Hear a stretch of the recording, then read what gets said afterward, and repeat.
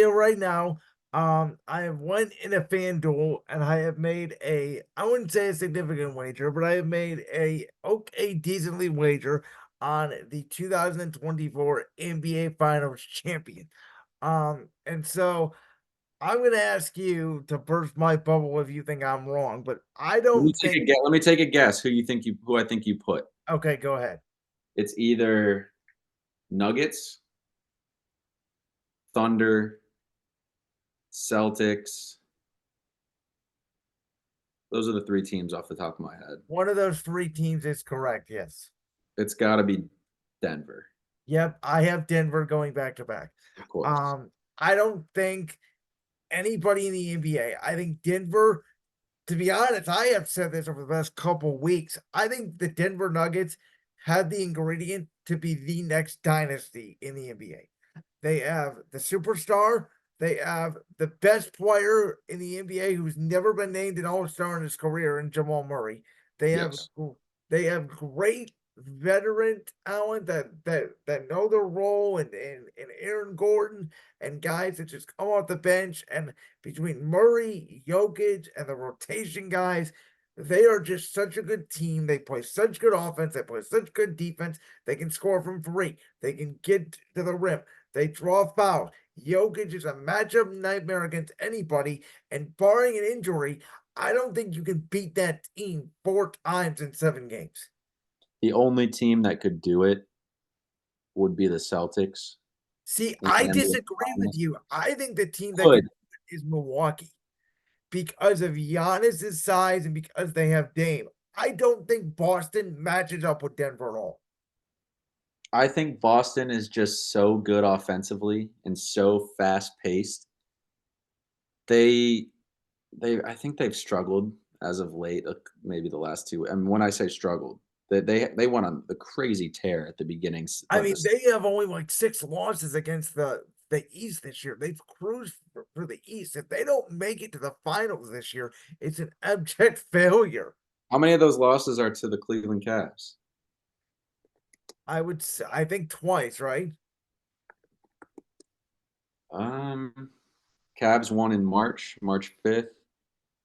Celtics won in December, Celtics won in December. Okay, So the so Celtics one. basically won a back-to-back, but And all 3 and by the games. way, that one loss was obviously that crazy Max Strus game. Yeah, that, but every game has been within 9 points between the Celtics and Cavs. Yeah, I mean the Cavs have always played Boston close. My worry about the Cavs is if Marcus Morris make changes because the guy's a real tough guy. But I love it. Are the Cavs going to be ready? I've been asking people this for the last go. I can't commit to the Cavs. I just have this bad feeling that they're going to get mollywopped again in the first round. You think it's gonna be New York that does it? If the Cavs play the Knicks, They're done. Miami, or Philly with Embiid, they're going to lose and they're going to lose bad. Yeah, The 4 to 1 probably. the team that I think they should want to play Indiana. I think that they could beat Indiana because I think Indiana is a good team. But like the Cavs last year, they're not going to be ready for the playoffs. And I feel the same way about Orlando. I just don't know what the problem is because statistically, the Cavs are one of the best defensive teams in the NBA, right? I mean, they either are top 1 or 2 in points given up per game at what is it, 107, something around there, if I not mean, less, they went on that 111. stretch for like 10 straight games where they didn't even allow 100 points. Yeah, and then you get to the playoffs, and I don't know if it's the age. I don't know if it's the fact that Mobley needs to put on 25 pounds. I don't know if it's the fact that Jared Allen doesn't have that killer instinct, which we've seen peak out a little bit the last couple weeks. I mean, Jared Allen's had some monster games in the last month, but I can't figure out for the life of me what it is. They play scared ball sometimes. I Well, think the Marcus coach is Morris. terrible. Let's just start there. The Yeah, coach, I mean, I have said it, and people will laugh at me. It's kind of funny the way I say it, but in my lifetime, Cleveland, we've been lucky with some guys. Obviously, Francona was here for years with the Guardians, but when it yes. comes to, I mean, the Browns have had some of the worst coaches in the history of football with Freddie They had Kitchens. the worst coach in the history of football in Hugh Jackson. Yeah. I mean, you have Hugh Jackson, Freddie Kitchens, and I'm sorry, in the history of Cleveland sports coaches, I put JB Bickerstaff right up there. I I think Bickerstaff's a complete disaster. What is it about him? He doesn't have the killer instinct? First of all, why is he always screaming? And with Like, his arms crossed. first of all, this isn't football. If it's football, I'm fine. I want my coach to scream. Basketball, like dudes are gonna foul people. Stop arguing every call. Yeah. Um, Rotations and strategy are horrendous. The Cavs are often not ready to go in the first half of games, while they're playing catch up all in the second half. And the third thing, which for the life of me, I have never seen, and only people that watch the Cleveland Cavaliers will know this when you watch the Cavs closely. Andy, have you ever seen in late game situations a team that cannot figure out how to inbound the ball like the way the Cavs have done it for the last 2 years? It's sickening. It's sickening. There's also a real lack of awareness when you're closing the gap late in the game of when to shoot the ball. I mean, the le the least clutch player in the NBA might be named Darius Garland. Might be. He might be. I think statistically, he's one of the worst starters in the NBA in the 4th By quarter. the way, it's why I made the argument after the Knicks series. If I was the Cavs this offseason, which I knew that they weren't going to do, because it is the Cavs' way of going out and getting some nice additional role pieces, but I would have explored moving on from Garland because I don't think Mitchell and Garland No, together as your top two scorers, I don't think that wins you a championship. they don't I don't think they mesh well. I mean, you see it every night that Mitchell's out is the games that Garland plays really well. And don't get me wrong, I love Darius Garland. I like his attitude. I like, he's a smaller, scrappy guy, and he takes his shots when he has them. He's driving to the lane. He's getting banged up. He plays with his heart, but I don't know what it is in the 4th quarter. Sometime I think he tries to be the superhero, and it just comes back to bite us. And if you listen to me and you listen to this podcast, you know my NBA takes long enough. I don't care what you do in the first three quarters. You No, could it doesn't matter.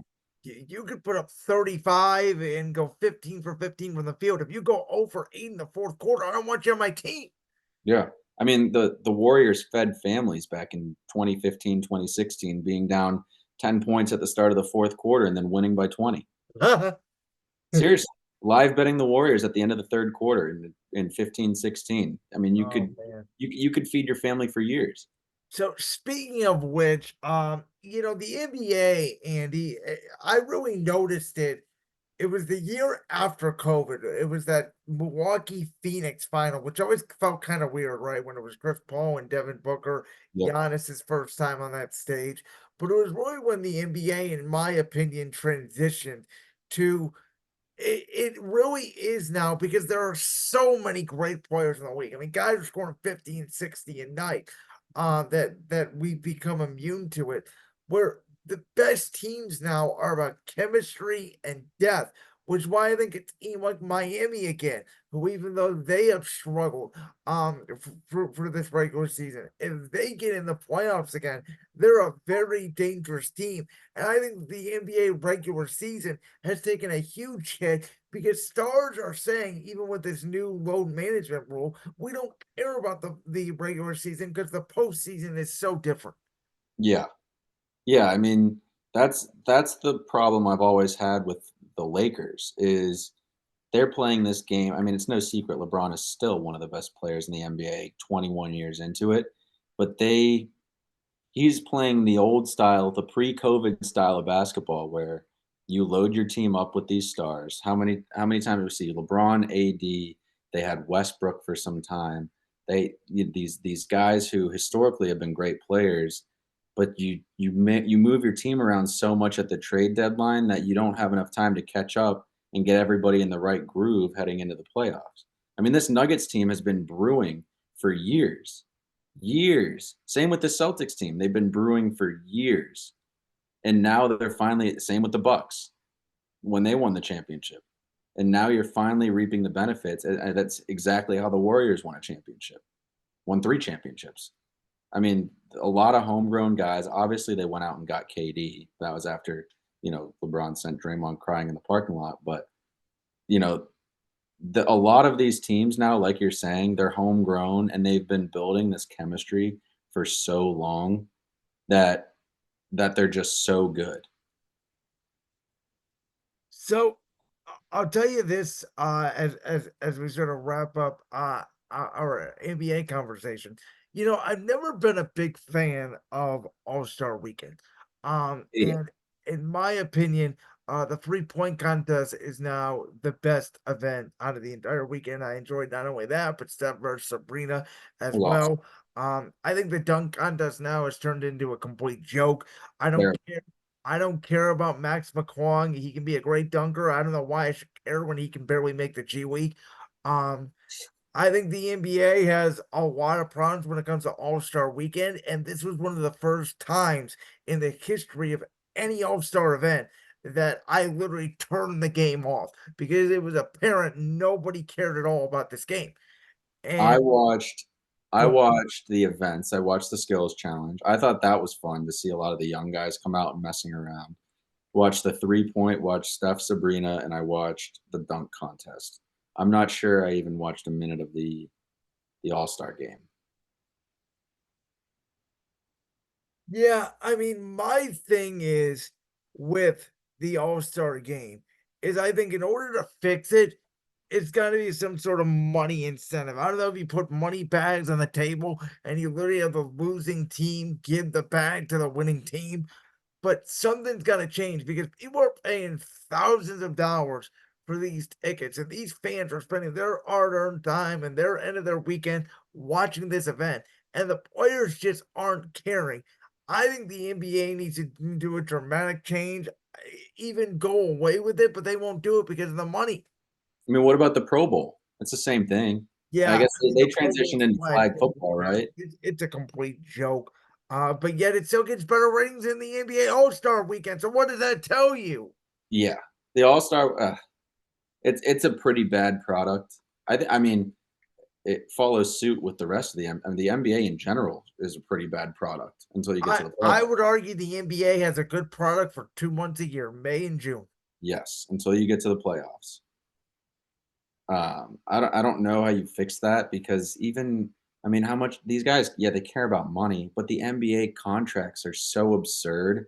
I The mean, what's another $10,000 in the pocket of LeBron James? I mean, Grant Williams is making more money than NFL star running backs. Yeah, yeah, it's crazy. So, I do think that, and I've had this conversation with people, and the NBA will never do it because it's revenue factor.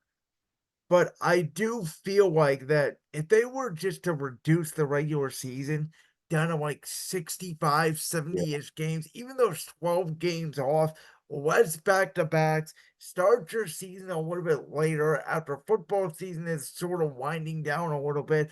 Extend your playoffs into the summer where you can dominate over baseball in the summer, like they did in the 2021 season right after the COVID season. That to me is how you get the NBA back on track. But again, they won't do it because of the revenue. I don't understand why they don't just go back to the winning team has home court advantage in the NBA finals. Well, that was never a basketball thing. It was only a baseball thing. Why Um, not implement something like that? Which team wouldn't wanna have home court advantage? well, I think here's the problem with that. And I agree with you, but I also agree with the argument behind not doing it. You know what? A guy from the Washington Wizards or the Charlotte Hornets deciding who gets home court between the two best teams in the NBA. Yeah. I mean, that I get it, but there has to be some sort of incentive. There has to be. Um, you know, I don't know if money's the answer, truly. the Like, the other thing I thought of was like, you know, um, and this would be a weird thing, but the winning team, that coach, whatever team he represents, they get an additional first round pick that would be like right after the lottery or something like that. interesting. I mean, I don't know. that would definitely boost the coach's interest and the players on that coach's team, Yep. but I mean, there's a solution out there, but I just don't know what it is. The other thing that I think has hurt the NBA is the NFL, as we talked about in our first segment today, the NFL embraces college football.